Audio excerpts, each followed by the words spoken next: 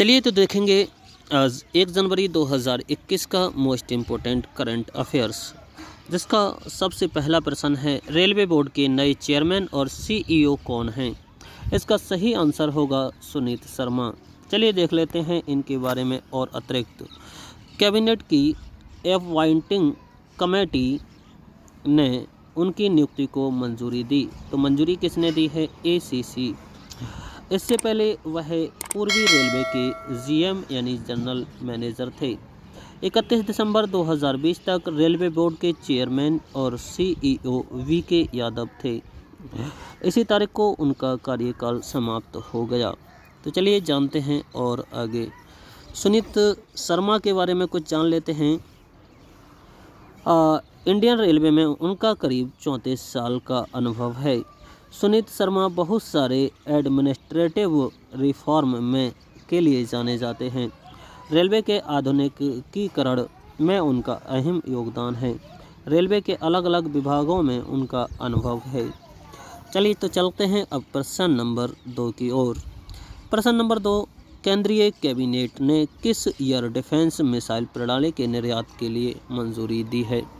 निर्यात का मतलब यहाँ पर है बेचना। कौन सी एयर डिफेंस मिसाइल बेचने का निर्णय लिया है? तो इसका राइट आंसर होगा आकाश मिसाइल। आकाश मिसाइल। चलिए जानते हैं और आगे केंद्रीय मंत्रिमंडल ने आकाश मिसाइल प्रणाली के निर्यात को 30 दिसंबर 2020 को मंजूरी दी। इसके साथ ही निर्यात को तेजी से सुगम बनाने के लिए एक समिति गठित करने का निर्णय भी लिया है। रक्षा मंत्रालय की विज्ञप्ति के मुताबिक आत्मनिर्भर भारत के तहत देश रक्षा उपकरणों और मिसाइलों के व्यापक प्रारूपों के निर्माण की क्षमता बढ़ा रहा है। चलिए और जानते हैं इसके बारे में। वर्ष 2014 में वायु सेना में शामिल आकाश मिसाइल को वर्ष 2014 में भारतीय वायुसेना तथा वर्ष 2015 में भारतीय सेना में शामिल किया गया था। मिसाइल सिस्टम को खरीदने के लिए दक्षिण पूर्व एशिया और अफ्रीका के लगभग कितने 9 देशों ने रुचि दिखाई है। तो अब इससे होगा क्या, हमारा देश भी रक्षा उपकरणों को बेचेगा, निर्यात करेगा, जिससे क्या होगा, हमारे देश की आय में वृद्धि होगी। तो चलिए देखते हैं आकाश मिसाइल के बारे में। आकाश एयर डिफेंस सिस्टम सतह से हवा में वार करने वाली एक मिसाइल है। इसकी मारक क्षमता की अगर बात करें 25 किलोमीटर है, जो कि बहुत होती है। आकाश मिसाइल लड़ाकू विमानों, क्रूज मिसाइलों और ड्रोन पर सटीक लक्ष्य साध सकती है। ये भारत की पहली स्वदेशी रूप से डिजाइन की गई एयर डिफेंस मिसाइल है। यह लड़ाकू जेट, क्रूज मिसाइल, ड्रोन और अन्य महत्वपूर्ण लक्ष्यों पर सटीक निशाने के साथ हमला करने में सक्षम है। तो चलिए चलते हैं प्रश्न नंबर 3 की ओर। इसरो के चेयरमैन के सिवन का कार्य विस्तार कब तक के लिए बढ़ाया गया है? कब तक के लिए बढ़ाया गया है? तो राइट आंसर होगा 1 साल। चलिए जान लेते हैं इनके बारे में और अधिक। के सिवन का कार्यकाल 14 जनवरी 2022 तक बढ़ा दिया गया है। तो देखिए यहाँ से पूछ सकता है कब तक के लिए कर दिया गया है? 14 जनवरी 2022 तक। कार्मिक मंत्रालय ने 30 दिसंबर 2020 को जानकारी दी। उनका कार्यकाल 14 जनवरी 2021 को पूरा हो रहा था। अब 1 वर्ष बढ़ा दिया है, इसलिए इनका कार्यकाल है वो कब तक हो गया? 14 जनवरी 2022 तक। चलिए चलते हैं नेक्स्ट प्रश्न नंबर 4 की ओर। प्रश्न नंबर 4 में किस राज्य की विधानसभा ने वहां के सरकारी मदरसों को सामान्य स्कूल में बदलने के निरसन विधेयक 2020 को मंजूरी दी है? राइट आंसर है असम। चलिए जानते हैं इसके बारे में और अधिक। असम विधानसभा ने 30 दिसंबर 2020 को इस विधेयक को मंजूरी दी। असम के शिक्षा मंत्री, तो शिक्षा मंत्री आपको ध्यान रखना है ये कौन है, क्योंकि ये करंट का प्रश्न है। शिक्षा मंत्री हिमंता बिस्वा शर्मा ने कांग्रेस और AIUDF सदस्यों के असम निरसन इस विधेयक को स्थायी समिति को भेजने के अनुरोध को अस्वीकार कर दिया। इस विधेयक में 2 कानून शामिल हैं, एक असम मदरसा शिक्षा प्रादेशिक अधिनियम 1995 और असम मदरसा शिक्षा प्रादेशिक कर्मचारियों की सेवाओं एवं मदरसा शिक्षा संस्थान पुनर्गठन अधिनियम 2018 को रद्द करने का प्रस्ताव है। विधेयक के मुताबिक सभी मदरसों को 1 अप्रैल 2021 से उच्च प्राथमिक, उच्च एवं उच्चतर माध्यमिक स्कूलों में तब्दील कर दिया जाएगा, लेकिन इनमें कार्यरत शैक्षणिक एवं गैर शैक्षणिक कर्मचारियों के दर्जे, वेतन, भत्तों एवं सेवा शर्तों में बदलाव नहीं होगा। आगे, असम सरकार हर साल इन मदरसों पर 260 करोड़ रुपए खर्च करती है, तो आपको ये रुपए भी ध्यान रखना है। असम में 610 मदरसे संचालित किए जा रहे हैं, ये काउंटिंग भी आपको याद रखना है। असम के मुख्यमंत्री की अगर बात कर लें तो सर्बानंद सोनोवाल यहाँ के मुख्यमंत्री हैं। यही बात करें यहाँ के राज्यपाल की तो जगदीश मुखी यहाँ के राज्यपाल हैं। अगर बात करें असम की राजधानी तो राजधानी है दिसपुर। तो चलिए, ये भी आपके लिए बहुत मोस्ट इम्पोर्टेंट प्रश्न था। बढ़ते हैं आगे। प्रश्न नंबर 5, वैश्विक आतंकवाद सूचकांक ग्लोबल टेररिज्म इंडेक्स 2020 के अनुसार आतंकवाद से प्रभावित देशों की सूची में भारत का किस स्थान पर है? तो भारत का स्थान है 8वां, अर्थात ऑप्शन नंबर ए सही होगा। चलिए जानते हैं इसके बारे में अतिरिक्त।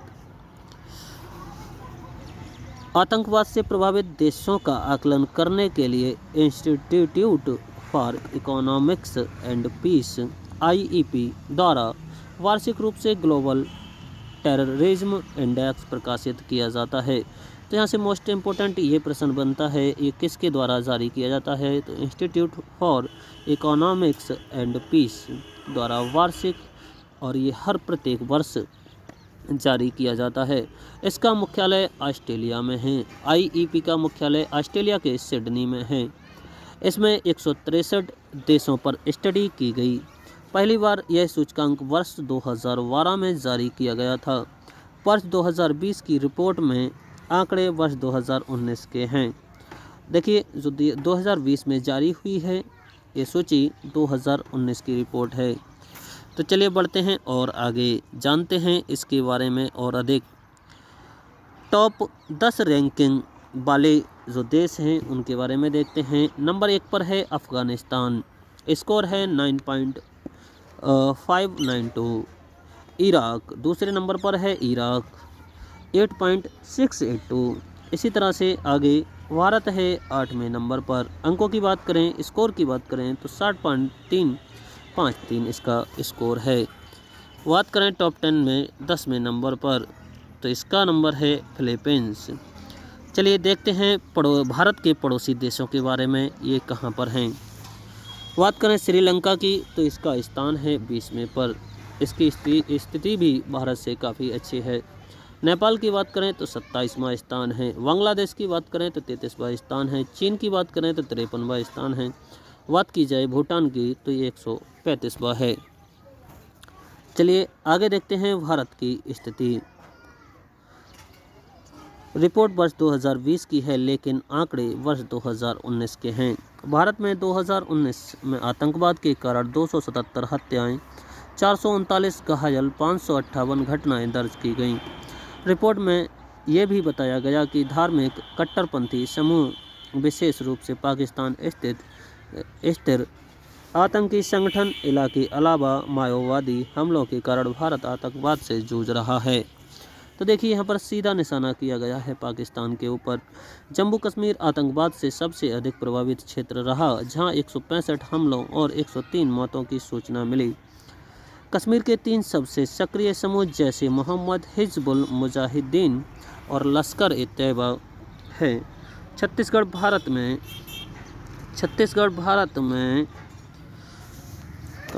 85 हमलों और माओवादी चरमपंथियों से 53 मौतों के साथ दूसरा प्रभावित क्षेत्र था। तो यहाँ से पूछ सकता है सर्वाधिक प्रभावित क्षेत्र है जम्मू कश्मीर, दूसरा प्रभावित क्षेत्र है छत्तीसगढ़। वर्ष 2001 से 2019 तक आतंकी हमलों में 8,748 लोगों की मौत हुई। तो चलिए बढ़ते हैं आगे।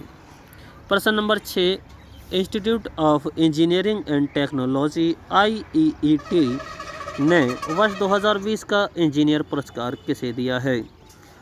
सही आंसर होगा VK यादव, जो अभी क्या थे, रेलवे बोर्ड के CEO एवं चेयरमैन थे। अब आपको पता होगा कौन है सुनील शर्मा। तो देखिए, देखते हैं इनके बारे में और अधिक। रेलवे बोर्ड के पूर्व चेयरमैन और CEO VK यादव को भारतीय रेलवे ने आधुनिकीकरण और उसमें सुधार लाने के लिए ये सम्मान दिया गया है। केंद्र सरकार के PIB ने यह सूचना जारी की। हर साल institution of engineering and technology Delhi local network Bharat Ratna sir M Visvesvaraya की जयंती के उपलक्ष्य में, तो आपको ये भी ध्यान रखना है किसके उपलक्ष्य में दिया जाता है, इंजीनियर्स डे कब मनाया जाता है, तो आपको ये भी ध्यान रखना है 15 सितंबर। बढ़ते हैं आगे, प्रश्न नंबर 7। 96वें तानसेन संगीत समारोह में वर्ष 2020 का तानसेन सम्मान किसे मिला है? सही ऑप्शन होगा पंडित सतीश व्यास को। चलिए जानते हैं इसके बारे में और अधिक। मध्य प्रदेश के ग्वालियर में 96वें तानसेन संगीत समारोह का आयोजन 26 से 30 दिसंबर 2020 तक किया गया। यह आयोजन हर साल 4 दिन तक मनाया जाता है। प्रसिद्ध संतूर वादक पद्मश्री पंडित सतीश व्यास को प्रतिष्ठित तानसेन सम्मान से सम्मानित किया गया। संस्कृति मंत्री उषा ठाकुर, तो यहाँ से आपको ये भी याद हो जाना चाहिए, ऊर्जा मंत्री प्रद्युम्न सिंह तोमर ने पंडित सतीश को राष्ट्रीय तानसेन सम्मान के रूप में 2 लाख रुपए की सम्मान राशि प्रसारित पत्र भेंट किए। मध्य प्रदेश सरकार द्वारा संगीत सम्राट तानसेन के नाम से स्थापित यह सम्मान भारतीय शास्त्रीय संगीत के क्षेत्र में सर्वोच्च राष्ट्रीय संगीत सम्मान है। तो चलिए बढ़ते हैं अगले प्रश्न की ओर। प्रश्न नंबर 8। तानसेन संगीत समारोह में वर्ष 2020 का राजा मानसिंह तोमर पुरस्कार से सम्मानित किस संस्था को सम्मानित किया गया? इसका सही आंसर है अभिनव कला परिषद, ऑप्शन नंबर B। चलिए जानते हैं इसके बारे में और अधिक। भोपाल की संस्था अभिनय कला परिषद को यह सम्मान कला एवं संस्कृति के क्षेत्र में उत्कृष्ट कार्य करने के लिए दिया गया। अभिनय कला परिषद संस्था के सचिव पंडित सुरेश तांतेड़ ने यह सम्मान ग्रहण किया। यह समारोह अकबर के दरबार में 9 रत्नों में से एक तानसेन को श्रद्धांजलि देने के लिए, तो आपको यहाँ से ये भी ध्यान रखना है, आयोजित किया जाता है। तो बढ़िए नेक्स्ट प्रश्न की ओर। प्रश्न नंबर 9। आंध्र प्रदेश उच्च न्यायालय, अभी हाल ही में कुछ उच्च न्यायालय में न्यायाधीशों की नियुक्ति की गई है, इसलिए आपको यह भी ध्यान रखना है। आंध्र प्रदेश उच्च न्यायालय का मुख्य न्यायाधीश किसे बनाया गया है? ऑप्शन होगा अरूप कुमार गोस्वामी। चलिए जानते हैं इसके बारे में और अधिक। इससे पहले वह सिक्किम हाई कोर्ट के चीफ जस्टिस थे। 31 दिसंबर 2020 को ये जिम्मेदारी दी गई। वर्ष 2011 में गुवाहाटी हाई कोर्ट के अतिरिक्त न्यायाधीश के रूप में और साल 2012 में स्थायी न्यायाधीश नियुक्त किए गए थे। आगे देख लेते हैं। आंध्र प्रदेश की बात करें तो यहाँ के जो मुख्यमंत्री हैं YS जगनमोहन रेड्डी हैं। राज्यपाल की बात करें तो विश्वा भूषण हरिचंदन हैं। चलिए बढ़ते हैं प्रश्न नंबर 10 की ओर। सिक्किम हाई कोर्ट के नए चीफ जस्टिस दिसंबर 2020 में कौन बनाए गए हैं? ऑप्शन होगा जितेंद्र कुमार माहेश्वरी। जान लेते हैं इनके बारे में और अधिक। वह इससे पहले आंध्र प्रदेश हाई कोर्ट के चीफ जस्टिस थे। उन्हें 31 दिसंबर 2020 को सिक्किम में ट्रांसफ़र किया गया। कानून मंत्रालय की ओर से जारी अलग अलग अधिसूचनाओं में यह जानकारी दी गई।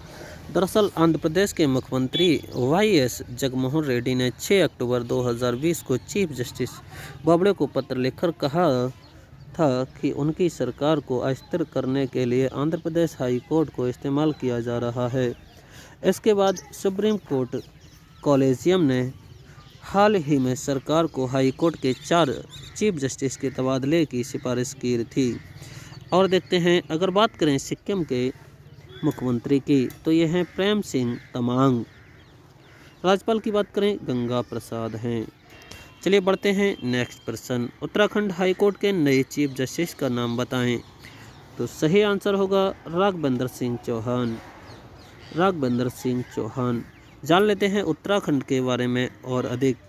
देखिए यहाँ से उत्तराखंड के मुख्यमंत्री की बात करें तो ये हैं त्रिवेंद्र सिंह रावत। राज्यपाल की बात करें तो बेबी रानी मौर्य। चलिए बढ़ते हैं आगे। अब हमसे पूछा है मध्य प्रदेश हाई कोर्ट के नए चीफ जस्टिस कौन हैं। तो ये आंसर होगा मोहम्मद रफ़ीक। वह इससे पहले उड़ीसा हाई कोर्ट के चीफ जस्टिस थे, ये भी पूछ सकता है। बात करें मध्य प्रदेश मुख्यमंत्री शिवराज सिंह चौहान, आनंदीबेन पटेल, इनके पास राज्यपाल का अतिरिक्त प्रभार है। चलिए बढ़ते हैं अगले प्रश्न की ओर। प्रश्न नंबर 13, महाराष्ट्र हाई कोर्ट के नए चीफ जस्टिस कौन हैं। ऑप्शन होगा Sanjeev Banerjee. Sanjeev Banerjee option number A. इससे पहले वह कलकत्ता हाई कोर्ट के जज थे। चलिए जान लेते हैं तमिलनाडु के बारे में। तमिलनाडु के मुख्यमंत्री की बात करें तो ये हैं पलानी स्वामी। राज्यपाल की बात करें तो बनवारी लाल पुरोहित। चलिए बढ़ते हैं आगे। उड़ीसा हाई कोर्ट के नए चीफ जस्टिस कौन हैं। तो इसका राइट आंसर होगा doctor S Muralidhar. Doctor S Muralidhar. जानते हैं इसके बारे में और अधिक। वह इससे पहले पंजाब और हरियाणा हाई कोर्ट के जज थे। उड़ीसा मुख्यमंत्री नवीन पटनाकर हैं। राज्यपाल गणेशी लाल हैं। चलिए बढ़ते हैं आगे। तेलंगाना हाई कोर्ट, ये देखिए अभी आपके एनटीपीसी परीक्षा में पूछा गया था 29वां राज्य कौन सा है। तो ये आपका है तेलंगाना। अगर बात करें तो यहाँ की राजधानी है हैदराबाद। बात करें तो ये 2014 में बना अंतिम भारत का राज्य था। चलिए देखते हैं तेलंगाना हाई कोर्ट के नए चीफ जस्टिस कौन हैं। हेमा कोहली, ये आपको ध्यान रखना है। चलिए जानते हैं तेलंगाना के बारे में और अधिक। तेलंगाना के मुख्यमंत्री की बात करें तो के चंद्रशेखर राव हैं। तमिलसाई सुंदरराजन हैं यहाँ के राज्यपाल। चलिए चलते हैं प्रश्न number 16, Jammu Kashmir high court के नए चीफ जस्टिस कौन हैं। आंसर होगा पंकज मित्तल। जम्मू कश्मीर उपराज्यपाल हैं मनोज सिन्हा। तब तक के लिए